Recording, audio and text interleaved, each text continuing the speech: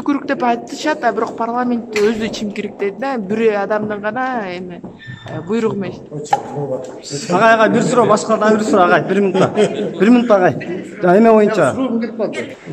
Акыркы убакта мен уккандарыман эле, мисалы Адагай Кемшенбаевич Мадумаров, оппозиция лидери, көчөдөгү оппозиция лидерлеринин бири катары, ал киши айтты, парламент биржа болуп калды деген.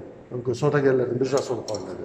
Ошондой эле баягы ак жолго спикер болуп жүргөн Зайнидин Курманов болсо, эми ар түрлүү баягы көчөдө жүргөндөрдүн баардыгы чогулуп алган деп айтпады, орус тилинде айтты, ошондой болду да. Анан эми кечээки сөздү баягы Атамбаевдин эмне деп айтканын мен уккан жокмун. Бирок мага айтышты, ал депутатыбыз бир депутаттардын какырык түкүрүк деген сөзүн улап, анан кийин жаш балдардын шилекейине теңеди дейби, ошондой дейби. Эми ал Атамбаевдин өзүнүн ою да.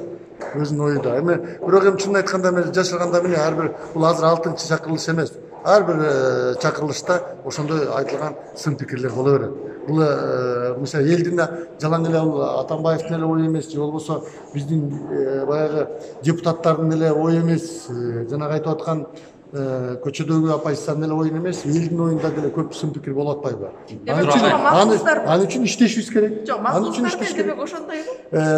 Макул болгон жагында бар, макул болбогон да жагында бар. Эми бул салыштырмалуу азыр айтылып атат да. Эгер бир конструктивдүү бир так сөз айтса, эмнеге алар андай деп айтып атат? Таанышыңызчы мындай абройлуу киши жанагындай сөз айтса, сиз кандай кабыл аласыз? Эми ал өзүнүн жеке ою болот да. Мен аны капачылык менен кабыл алам. Бирок мен аны артын билгенге аракет кылам. Эмне үчүн ал андай деп атат?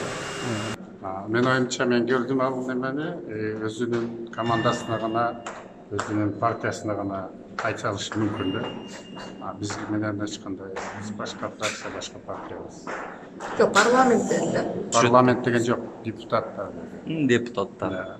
Депутаттар дегенден кийин 120, мен 120сы үчүн айта албайм. Но негизи бир баягы ичинен күйгөн мезгилде айтыш керек. Мен айтат элем, мындай сөздү экс-президент, негизи политикада жүргөн адамдардын айтпай койгону макул да.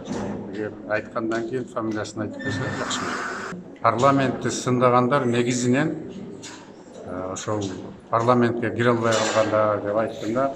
Себеби өтө ачуу, өтө туура эмес ошондой критикаларды жүргүзгөндөр өзүлөрү деле кээде эч нерсени жараткан эмес да. Биз баягы критиканы ким кылышы мүмкүн?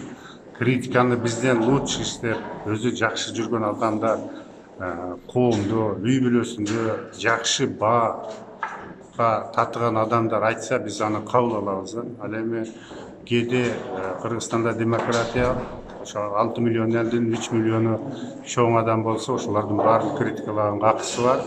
Ал өзүнүн гана пикирин айтты.